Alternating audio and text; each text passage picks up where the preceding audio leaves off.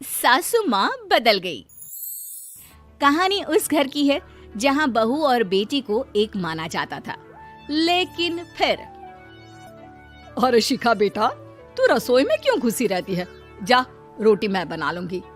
नहीं नहीं माँ जी, आप बैठिए, बस सारा खाना बन ही गया है। श्वेता को बोल देती हूँ, वो खाना लगा देगी सबका। सॉरी भाभी, मेरे पास वक्त नहीं है। माँ, मुझे पैसे देना, पार्लर जाना है। हाँ हाँ चली जाना, भाभी को भी ले जाना। वो भी जाने को बोल रही थी पार्लर, पर पहले ना मदद कर दे उसके खाना लगाने में। देख माँ, वो बहू है, उसे बहू रहने देना, इतना सर पर मत चढ़ा भाभी को। श्वेता, ज्यादा मत बोला कर। बहू और बेटी में कोई फर्क नहीं होता है। जा जाकर काम कर। ननद को माँ का भाभी से इस तरह प्यार करना बिल्कुल अच्छा नहीं लगता। वो बार बार किसी न किसी तरह माँ को भाभी के खिलाफ भड़काती रहती, लेकिन कोई फायदा ना होता। एक रोज, अरे बेटे किशन, जा बहू को कहीं घुमा कर ला, सारा दिन घर में काम करती रहती है। हाँ हाँ माँ, हम लोग जा रहे हैं ना गोवा। अच्छा जी, भाभी ने तो हमें बताया भी नहीं। वैसे तो सारी पंचायत करती है, ये गोवा वाली बात क्यों छुपा गई हमसे? अरे क्योंकि उसे खुद नहीं पता था बहन। मुझे टिकट सस्ती मिल रही थी तो मैंने बुक कर दिया। हाँ शिखा, पैकिंग कर ले, संडे हम जा रहे हैं गोवा। दोपहर में शिखा पैकिंग कर रही थी कि सास आ जाती है। ये क्या बहू, साड़ियाँ? अरे गोवा जा रही है घूमने या फिर शादी में मायके हैं? माँ जी, ऐसा कुछ है ही नहीं, समझ में नहीं आ रहा क्या रखूं कपड़े में। अरे तेरी और श्वेता की साइज तो एक ही है, उसके कुछ मॉडर्न कपड़े ले ले, आकर लौटा देना। हाँ माँ जी, ये ठीक रहेगा। शिखा श्वेता के पास जाती है और उससे कपड़े मांगती है। ना जी ना, मैं अपने कपड़े ना दूं, वैसे भी फैल जाएंगे मेरे कपड़े, बहुत महंगे वाले हैं। शिखा मुंह लटकाकर कमरे में आ जाती है तो सास कहती है, चल तैयार हो जा, तुझे मैं शॉपिंग करा कर लाती हूँ गोवा की। बस फिर क्या था, सास बहू निकल जाते हैं मार्केट और एक से बढ़कर एक ड्रेस खरीद कर घर आते हैं। पहले बता देती कि नए कपड़े दिलाने वाली है भाभी को, तो मैं अपने ही दे देती ना भाभी को, मुझे दिला देती नए कपड़े। देख श्वेता, परिवार का मतलब सबके साथ रहना होता है, ना कि सिर्फ अपना सोचना। वैसे भी तुझे अच्छे संस्कार सीखने चाहिए। और रही बात कपड़ों की, तो शिखा, आज से घर पर भी तू मॉडर्न कपड़े ही पहनेगी। कोई जरूरत नहीं है ये साड़ी वाड़ी लपेटने की। अब क्या था, घर पर श्वेता और शिखा एक जैसे रहते। एक बार पड़ोसन आती है। अरे बेटा, अपनी माँ को तो बुलाना जरा, बात करनी है। शिखा सास को बताती है और रसोई में चली जाती है।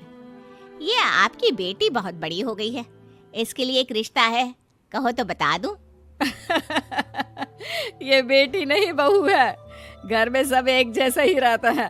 वैसे मेरी बेटी भी बड़ी हो गई है, कोई रिश्ता हो तो जरूर बताना।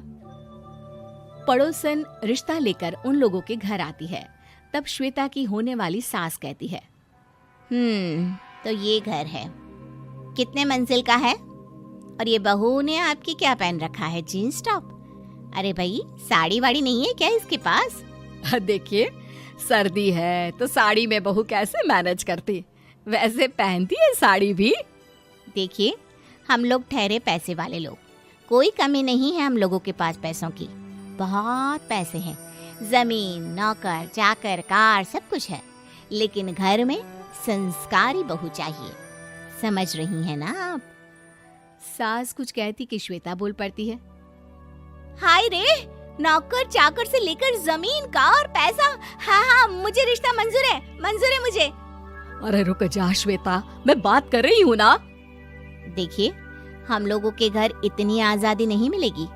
अरे हाँ कर देना माँ, हाँ कर दे जल्दी से। सास क्या करती, बेटी की शादी ऐसे घर में कर देती है जहाँ ना उनके विचार मिलते हैं और ना ही आचार।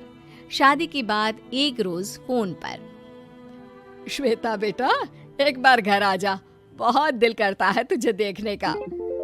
माँ, वो घर पर बहुत काम होता है, कैसे आऊँ? बड़ा घर है, लेकिन आने जाने वालों की लाइन ही लगी रहती है। बेटा मैं तो जानती थी उस घर का हाल, लेकिन तू ही नहीं मान रही थी। माँ देख, हर घर का यही हाल है। तेरी बेटी को यहाँ घूंघट हटाने की परमिशन नहीं है और एक तरफ भाभी स्कर्ट पहनकर घूम रही है।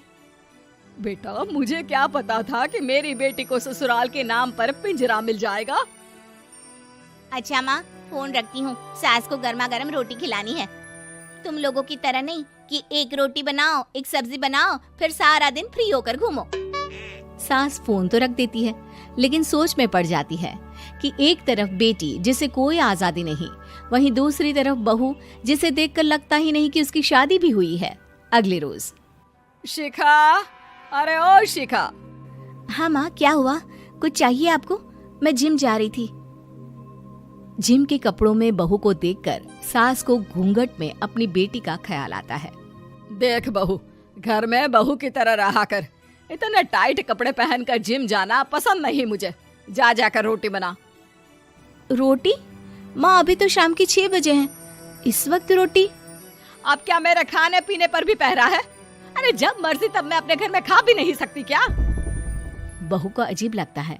वो समझ नहीं पाती कि जो सास कल तक इतनी सपोर्टिव थी, उन्हें अचानक से क्या हो गया। वो किचन में जाती है, गरम रोटी के साथ 2 तरह की सब्जी, रायता, सलाद सब लेकर सास के पास आती है। माँ जी, खाना। इतना सारा खाना? राक्षस समझा है क्या मुझे? रोटी मांगी थी मैंने गर्मा गर्म बस। पर माँ जी, रोटी खाती किससे आप? सब्जी तो बनानी थी ना। अरे भूख मर गई मेरी तेरी बहस से। जा जाकर काम कर, अंदर पूरी रसोई साफ कर। बहू अंदर चली जाती है। थोड़ी देर में श्वेता घर आती है। अरे शिखा जल्दी से चाय ला, पकवान बना, मेरी बेटी आई है।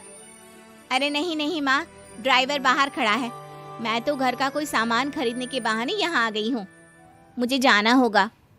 अरे बेटा, पर कितने दिनों बाद देख रही हूँ तुझे, रहने आ जाना 2-4 दिन के लिए। आ जाऊंगी माँ, जब मेरी सास मरेगी तब। मैं तो रोज मन्नत मानती हूँ कि मेरी सास मर जाए तो अच्छा है। अच्छा चल, जा रही हूँ माँ। हे भगवान, कैसे कैसे दिन देखने पड़ रहे हैं मेरी बेटी को। सास अंदर जाती है, जहाँ श्वेता की जिम वाली सहेली का फोन आया होता है। क्या बात है, आज जिम नहीं आई? अरे पता नहीं यार, आज माँ को क्या हो गया अचानक। पर खैर कोई नहीं, लगता नहीं कि मैं अब जिम आ पाऊंगी। शिखा स्पीकर पर बात कर रही थी, जिसे सास सुन रही थी। यार ये सास ना होती ही ऐसी है। मैं तो कहती हूँ बुढ़िया जल्दी मरे और तू आराम से जिए। शिखा को सहेली की बात पर गुस्सा आ जाता है। माँ के मरने की कौन सा बच्चा दुआ मांगता है मोहिनी? आगे से ऐसी बात मेरे सामने मत करना। हमारे घर की शोभा ही माँ है। क्या हुआ जो थोड़ी सख्ती दिखा रही है? उसमें भी कोई ना कोई उनकी भलाई ही होगी। मैं तो कहती हूँ भगवान मेरे जैसी सास सबको दे, जो सिर्फ माँ की तरह है। सास वाली तो कोई बात ही नहीं है उनमें। सास ये बात सुन रही थी। उनकी आंख में आंसू आ जाते हैं कि क्यों वो बेटी की किस्मत में बहू को भी भागीदार बना रही थी।